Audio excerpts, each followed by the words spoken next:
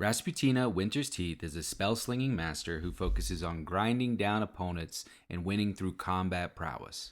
Cannibal Elsa plays pretty honest Malifaux. She doesn't have awkward win conditions or big gotchas. She just gives out nasty conditions, she hits harder, and she threats further than most crews. The first ability to understand is Winter Strike, her primary spell that hits for 3, but has the added benefit from raises of giving out slow or staggered. It has some pretty strong triggers as well, so this spell is worth casting 3 times in an activation. You pair this with Ice Mirror, and you can see that casting 3 times is pretty doable. This ability allows her to cast her spells out of ice pillars on any model within 2 of that pillar. The pillar themselves don't do a ton. Enemy models reduce duel totals in their activation while within 2 of them, but Raspy and a few other models can throw them out so that Raspy can get her spells off without ever having to leave the deployment zone. The Raspy crew gives out a unique token in Hunger. Models with Hunger have to either take a bite out of an ally or take a point of damage. This token is very thematic, and it really helps you visualize the storm of this spell-slinging winter demon coming off of the mountain and feasting on frozen flesh. This version of Raspy gives out Hunger from every ally in the crew with the Famine crew card ability. Every raise, offensively or defensively in an opposed duel, gives the enemy a Hunger token. Other than the single point of damage, Hunger also makes models more susceptible to the whims of Rasputina. Her signature action, Hunger Pangs, allows her to force an allied beast or an enemy acting beast-like, and by that I mean a model with a Hunger token, to give into their baser nature and charge him for a bite. This action actually shapes a lot of her play patterns, as it necessitates that you take more beasts in her crew, but it can also blow up certain matchups. Most crews are greatly bothered either by ice pillars routing them, spells freezing your weakest energy models, or turning your big beater into hungry cannibal and charging your master. Your crew wandered into a storm. Frozen obelisks split the party, savage beasts tore into your scattered allies, and gathering around the safety of the night fire, you can't determine if your crewmates are shaking due to freezing cold, or maybe because of a more beastly desire. Welcome to the Playbook, where I help bridge the gap between reading the cards and diving deep into the tactical depth of Malifaux 4th Edition.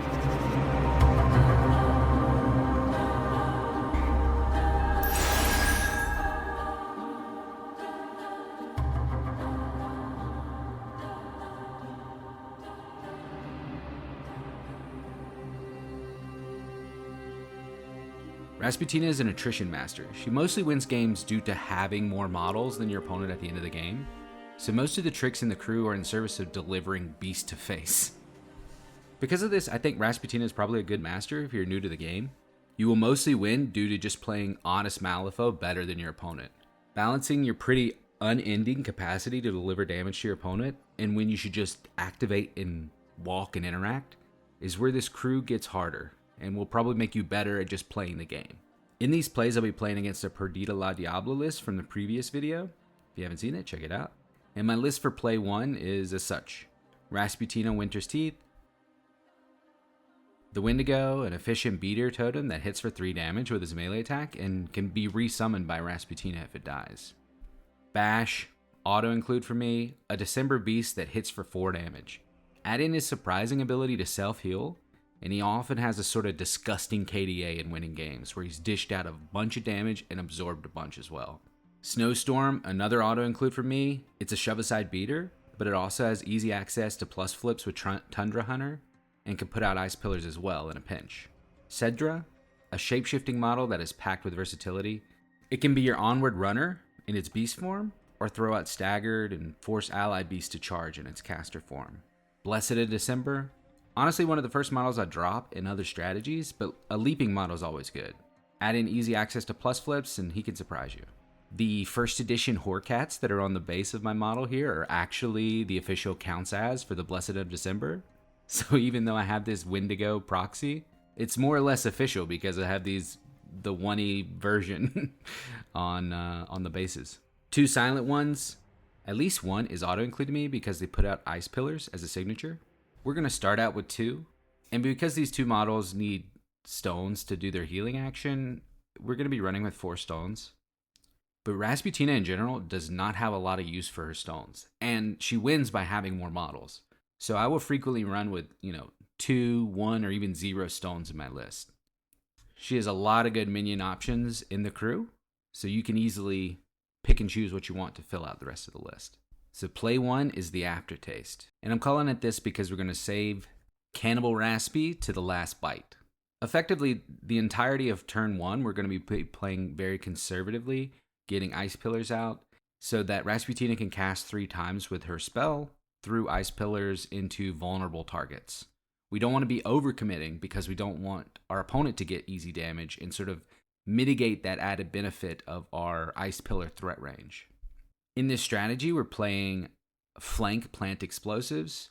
So the Blessed of December and Cedra are pretty easy takes because they're going to be dropping bombs pretty easily with their incredible speed. So they're deployed on opposite flanks to get their bombs out on opposite ends.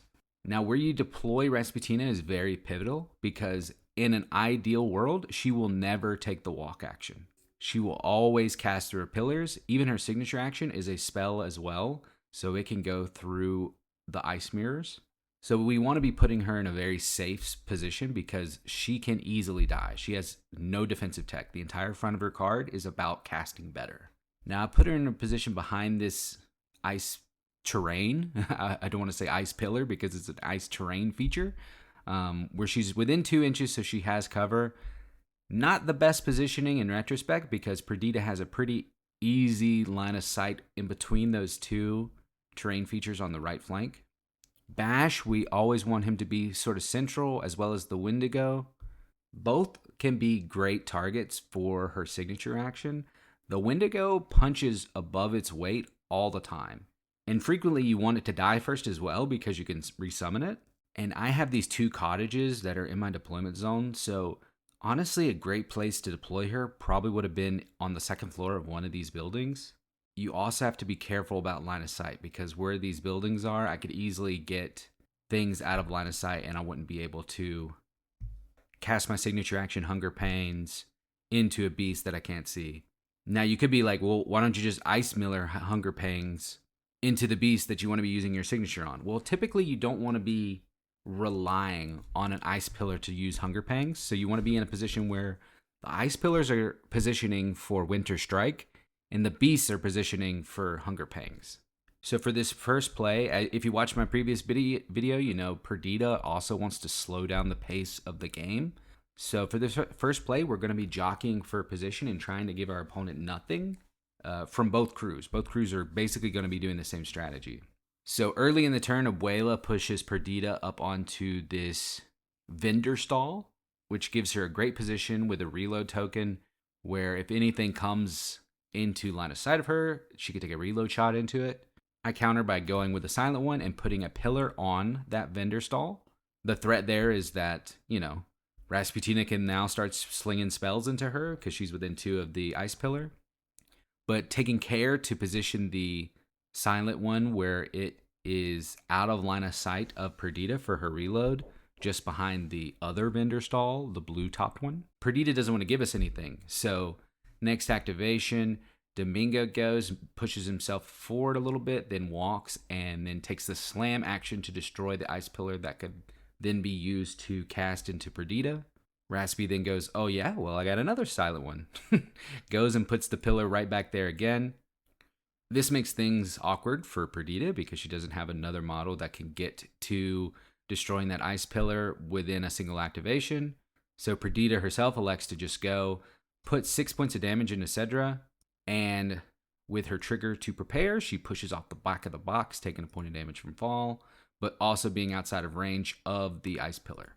Cedra's now pretty low, so she goes ahead and shapeshifts, which heals 2, and drops her bomb on the right flank. Raspy still doesn't have a thing to cast into, and with this play, we're delaying her activation until basically we have a good cast. Like, walk, cast twice is not good enough for us. We're focusing our entire strategy on 3 cast activation. So Snowstorm goes. It's size 3, so it can hide behind this blue topped vendor stall and be outside of line of sight of Perdita, so she doesn't get the reload shot into her, but also use its action to drop an ice pillar. That action be an ice tornado, which causes some speed duels, and Nino takes a couple of points of damage. He then tries to Ice Blast Nino, but doesn't actually connect. That pillar is within range of someone to destroy it, so The effigy goes, even though it is insignificant, it can still slam and destroys the ice pillar that was then threatening Perdita and Nino. And I'm out of models that can make ice pillars, so I go ahead and activate the Blessed of December, run down a flank, drop his bomb. And we're both getting fed up with being unable to use our primary gimmick, Perdita and her reload tokens, and me and my ice mirror casts. So Papa Loco is fed up with this. He starts throwing out some remains markers. One actually causes a duel on Snowstorm, who takes a couple points of damage. But fortunately for us, we also do some cool stuff with remains markers. We're able to go with the Wendigo and take a single walk action and then a signature action Grim Feast, targeting the remains marker, placing base to contact with it, and then removing it. And then he can charge into Perdita, engaging her and preventing her from taking her reload shot into him. Nino then activates. He hits a red on one of his shots, so it pretty trivially removes the Wendigo. But the Wendigo has a demise ability where he can drop either a scheme or an ice pillar when he dies, in addition to the remains markers, which will also be homing beacons for increased threat range for us going forward. So now we finally have an ice pillar within 2 of enemy models. We can do some more damage into Perdita, but where Nino's already taken those 2 points of damage, he's looking pretty delicious for our cannibal crew. So with her first cast, Raspy empowers a tome and takes an ice mirror cast through the ice pillar that the Wendigo just created with its death into Nino. So Nino is up on this market stall, so he will get the benefit of cover from the first cast, and that is why we empowered with the tome. Because with the tome, we are able to declare the strong winds trigger, moving the target 2 for every tomes in the action's final duel total, which is enough to shove him off the edge of the market stall. And with our remaining 2 casts, we're able to finish Nino.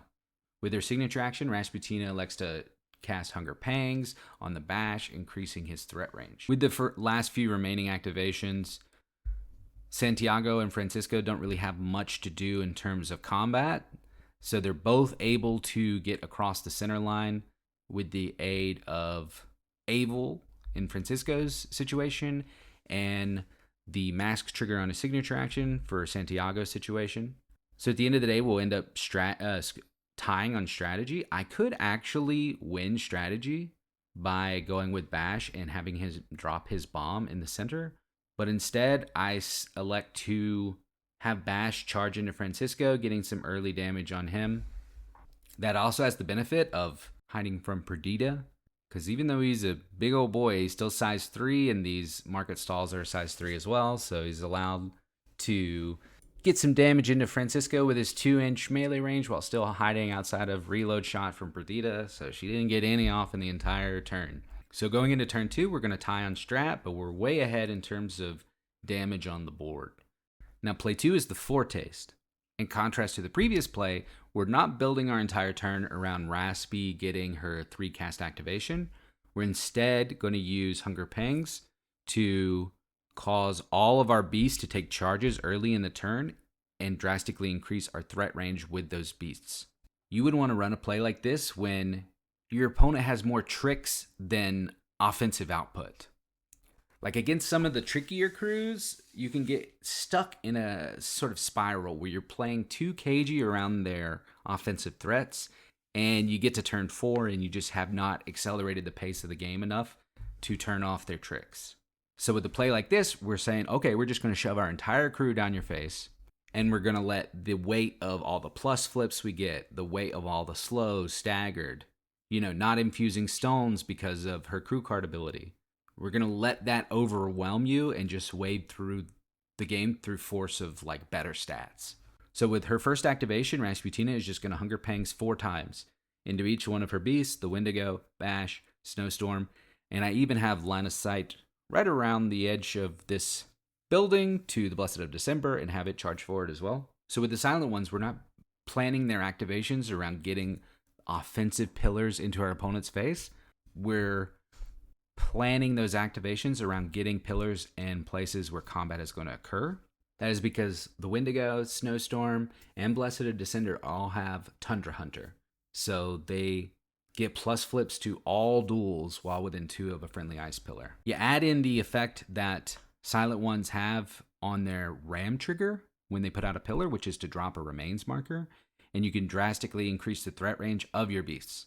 And in fact, when I took the second duel for the first Silent One activation to put down an Ice Pillar, I got the Ram's trigger, so I put a Remains marker behind this left cottage. That increases the threat range of the Snowstorm and put it exactly within 4, the Remains marker that is. So when Snowstorm activates, he can use a signature action to place base to base with that Remains marker and then charge into Santiago, getting some good damage done straight away and already accelerating the pace of the game. Santiago is not going to be getting his bomb down this time. With the second Silent One activation, I advance her forward and throw an Ice Pillar right behind the Snowstorm so that when Santiago hits back, I'm going to be having plus flips in addition to any like Nino shots that might come in. Throw another Ice Pillar on the right flank because I think some combat will be occurring with Domingo. And I get in sort of an awkward position where my opponent is like not trying to score strat very well because of how much I've accelerated the pace of the game. So their models are positioning more conservatively than even before. So the Wendigo elects to go forward and drop his bomb. You know, he's sacrificial anyway. That gives Perdita her reload shot. She goes ahead and puts that into him. And since she doesn't have a reload token, she then elects to go next, kill the Wendigo, and reload herself, staying in the same spot. But when the Wendigo dies, he drops her Remains, and that increases the threat range of Bash. Down the left flank, Blessed of December, due to the increased threat range he has, is able to walk, drop his bomb, and then leap. When it's Bash's activation, he can then do a Grim Feast to place base to base with the Remains that the Wendigo dropped when it's died, and then charge in, swing a couple times into Francisco, doing some damage into him. He also takes some damage back in response, as well as Snowstorm takes some damage from Nino and Santiago. Cedra takes some damage because she was unable to get in a position where she wouldn't get shot by a reload when she drops her bomb. So at the end of turn 1, you can see we're in a much more precarious position. We've taken a lot more damage than we did in play 1. You know, Bash is sitting on, he's taken 6, Cedra's taking 3, Snowstorm's taken 5, I believe. But we've accelerated the pace of the game substantially. Our opponent was only able to get 1 bomb down, so we're way ahead on strategy. So we've taken that damage on the chin, but with this play, we're expecting that we won't end the game way ahead without losses. Like, we're going to lose probably Snowstorm, maybe Cedra, maybe we're probably going to lose 2 of our 4 most models. But the pace of the game will be so accelerated that our opponent will not be able to wade through that in a timely manner. And because Rasputina can contribute to so much from the deployment zone, whatever flank gets weak from our opponent, we can just push harder through that space. And play 3 is appetizers. So with this, we're going to play with some of the little From Shadows treats that this keyword brings. Both the Callgeist and the December Alkalites have From Shadows so that they can be placed during the start phase of turn 1, but not within 2 of a strategy marker or enemy deployment zone, which is very bad in plant explosives where we're just placing because they wouldn't have the explosive markers when they would be deployed. But very good in boundary dispute because we can position these From Shadow models in a way where we can get boundary dispute markers into the enemy deployment zone on turn 1. And these From Shadow models are very fun. I've experimented with playing triple December Acolytes. You know, you just put them in a position where they just shoot twice every activation. And that puts so much weird little pressure into your opponent where it's like models that should have gotten to turn 3 and turn 4 without getting scraped now have weird activations going into those turns because they're sitting at like half health and Raspy could just blow them off the board before they activate. The Call Guys are pretty cool because they're cheap and they count as Ice Pillars for the purposes of the Ice Mirror ability.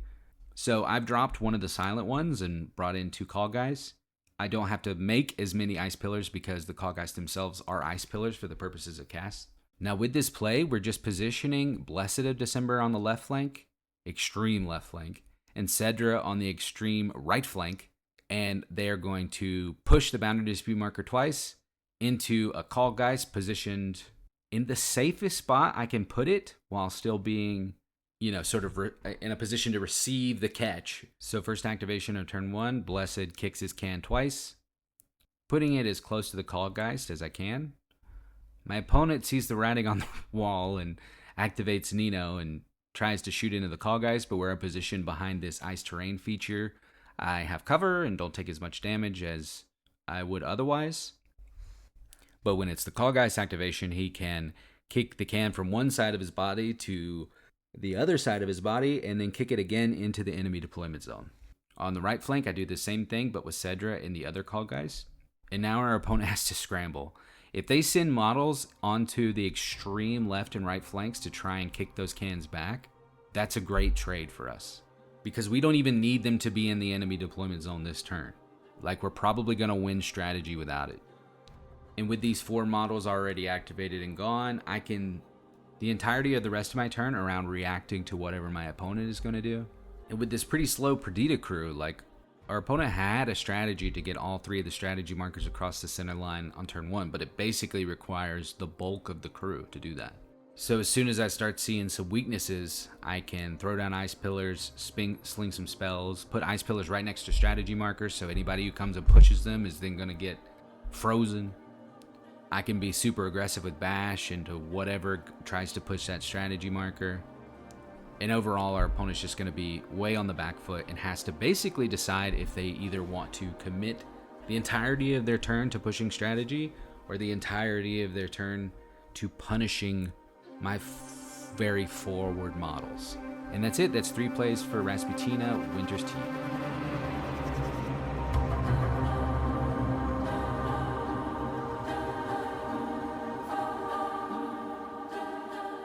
If you have any tips, tricks, tactics, strategies for beating Rasputina, go ahead and put it down in the comments. I'm going to Richmond Open, which is basically this weekend, so if you're there, I'll be playing some Asami and playing both versions of her, and we'll be giving away the crew that I'm playing there in the next wave. So I'll be doing the same thing with that Asami crew, setting up a live stream where 2 Patreons will compete to win that Asami crew.